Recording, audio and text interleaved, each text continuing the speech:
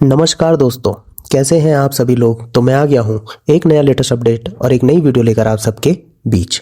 तो दोस्तों, क्या होगा अगर अचानक दुनिया की सबसे ताकतवर ताकतों में से एक देश ऐसा फैसला ले ले जो पूरी दुनिया के तेल बाजार को हिला दे। और सोचिए, अगर उस फैसले के बीच में भारत का नाम आ जाए। हाल ही में अमेरिका ने भारतीय रिफाइनरियों को 30 दिनों की विशेष छूट दी है ताकि वे समुद्र में फंसे हुए रूसी कच्चे तेल को खरीद सकें। पहली नज़र में यह सिर्फ एक छोटी सी आर्थिक खबर लग सकती है, लेकिन अगर आप इस खबर के पीछे छिपे भू राजनीतिक खेल को समझेंगे तो आपको पता चलेगा कि यह सिर्फ तेल खरीदने बेचने की कहानी नहीं है, बल्कि यह अमेरिका, रूस, भारत और पूरी दुनिया की ऊर्जा राजनीति का बहुत बड़ा अध्याय है। पिछले कुछ वर्षों में दुनिया का ऊर्जा बाजार लगातार बदल रहा है। खासकर 2022 में रूस यूक्रेन युद्ध शुरू होने के बाद से तेल की वैश्विक राजनीति पूरी तरह बदल गई। पश्चिमी देशों ने रूस पर कई तरह के आर्थिक प्रतिबंध लगाए, जिनमें सबसे बड़ा निशाना रूसी तेल और गैस उद्योग था, क्योंकि रूस की अर्थव्यवस्था का बहुत बड़ा हिस्सा तेल निर्यात पर निर्भर करता है।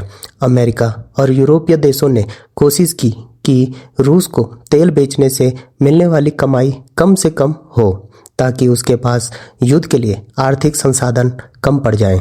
इसी वजह से रूसी तेल पर कई तरह की पाबंदियां लगाई गई, कीमतों की सीमा तय की गई और पश्चिमी कंपनियों को रूसी ऊर्जा क्षेत्र से दूर रहने के लिए कहा गया। लेकिन दुनिया की ऊर्जा जरूरतें इतनी बड़ी हैं कि किसी एक बड़े तेल उत्पादक देश को पूरी तरह बाजार से बाहर करना लगभग असंभव होता है।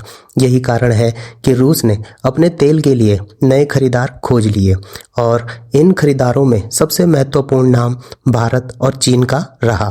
भारत, जो दुनिया का तीसरा सबसे बड़ा तेल उपभोक्ता देश है, उसने रूस से बड़े पैमाने पर सस्ता तेल खरीदना शुरू किया। युद्ध से पहले भारत रूस से बहुत कम तेल खरीदता था, लेकिन प्रतिबंधों के बाद रूस ने अपने तेल को भारी छूट पर बेचना शुरू किया और भारतीय रिफाइनरियों ने इस अवसर का फायदा उठाया। इससे भारत को सस्ता तेल मिला और रूस को नया बाजार मिल गया। यही वजह है कि पिछले 2 वर्षों में भारत रूस का एक बहुत बड़ा ऊर्जा साझेदार बन गया।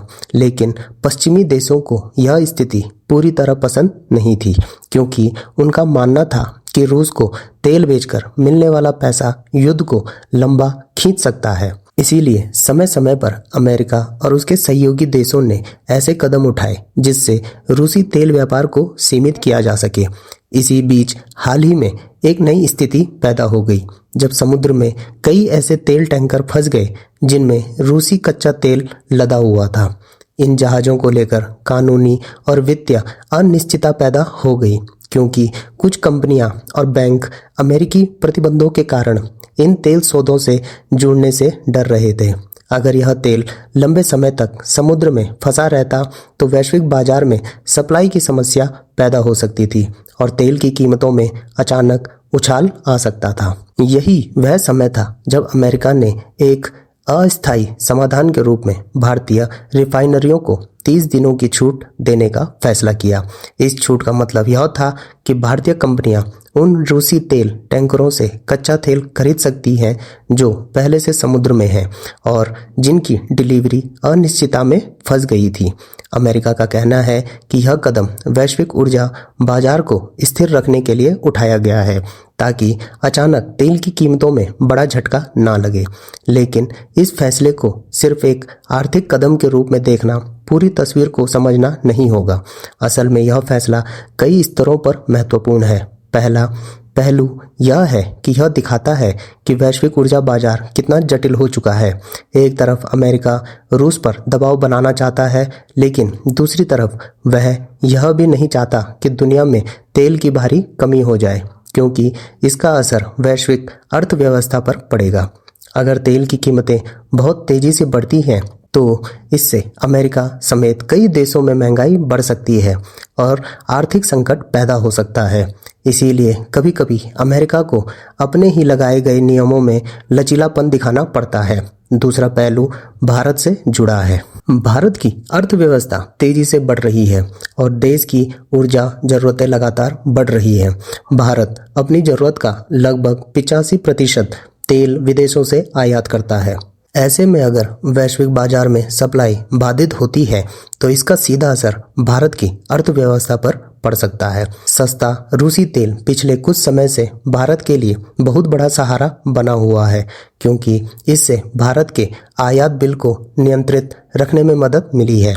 यही कारण है कि भारत ने हमेशा यह स्पष्ट किया है कि वह अपने राष्ट्रीय हितों के अनुसार ऊर्जा खरीदने के फैसले करेगा। तीसरा पहलू वैश्विक राजनीति का है। रूस, चीन और कई अन्य देश धीरे धीरे एक ऐसे वैकल्पिक आर्थिक ढांचे की बात कर रहे हैं जो पश्चिमी प्रतिबंधों से कम प्रभावित हो। अगर दुनिया के बड़े ऊर्जा खरीदार देश रूस से तेल खरीदते रहते हैं तो पश्चिमी प्रतिबंधों का असर सीमित हो सकता है। यही वजह है कि ऊर्जा बाजार आज सिर्फ व्यापार नहीं बल्कि शक्ति संतुलन का भी एक बड़ा साधन बन गया है। अब सवाल यह है कि इस 30 दिन की छूट का वास्तविक असर क्या होगा। सबसे पहले तो इससे समुद्र में फंसे तेल टैंकरों की समस्या हल हो सकती है और बाजार में अचानक सप्लाई शॉक से बचा जा सकता है। दूसरा असर यह होगा कि तेल की कीमतों पर दबाव कम रहेगा, क्योंकि बाजार में उपलब्धता बनी रहेगी। तीसरा असर यह हो सकता है कि भारत और रूस के ऊर्जा संबंधों पर इसका सकारात्मक प्रभाव पड़े।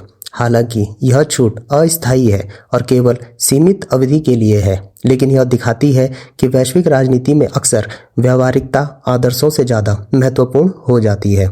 ऊर्जा सुरक्षा किसी भी देश के लिए सबसे बड़ा रणनीतिक मुद्दा होती है।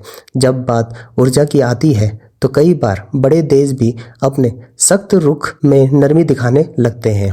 आने वाले समय में यह देखना दिलचस्प होगा कि क्या अमेरिका आगे भी ऐसी छूट देता है या फिर वह रूसी तेल व्यापार को सीमित करने के लिए और सख्त कदम उठाता है। इसके साथ ही यह भी देखना होगा कि भारत अपनी ऊर्जा रणनीति को किस तरह संतुलित करता है, क्योंकि भारत एक तरफ पश्चिमी देशों के साथ रणनीतिक साझेदारी बनाए रखना चाहता है और दूसरी तरफ उसे अपनी ऊर्जा जरूरतों को भी सुरक्षित रखना चाहता है। यही वह संतुलन है जो आज की वैश्विक राजनीति को जटिल और रोचक बनाता है। अगर हम बड़ी तस्वीर देखें तो यह घटना हमें यह भी याद दिलाती है कि दुनिया की अर्थव्यवस्था कितनी आपस में जुड़ी हुई है। किसी एक क्षेत्र में लिया गया फैसला पूरी दुनिया के बाजारों को प्रभावित कर सकता है। तेल की कीमतों से लेकर महंगाई, व्यापार, कूटनीति और यहाँ तक कि युद्ध की रणनीतियाँ भी ऊर्जा राजनीति से प्रभावित होती हैं। इसीलिए जब भी आप ऐसी खबर सुने कि किसी देश ने तेल खरीदने या बेचने के नियमों में बदलाव किया है तो समझ लीजिए कि उसके पीछे सिर्फ व्यापार नहीं बल्कि बहुत गहरी रणनीति और राजनीति छिपी होती है। यही कारण है कि अमेरिका द्वारा भारत को दी गई यह 30 दिन की छूट केवल एक अस्थायी आर्थिक फैसला नहीं बल्कि वैश्विक ऊर्जा राजनीति के बड़े खेल का एक छोटा लेकिन महत्वपूर्ण अध्याय है। और आने वाले समय में यह देखना बेहद दिलचस्प होगा कि क्या यह घटना दुनिया के तेल बाजार में किसी बड़े बदलाव की शुरुआत बनती है या फिर यह केवल एक अस्थायी कदम साबित होती है जो वैश्विक ऊर्जा संकट को टालने के लिए उठाया गया था। तो दोस्तों, आप लोगों को क्या लगता है, अपनी राय कमेंट बॉक्स में जरूर दें।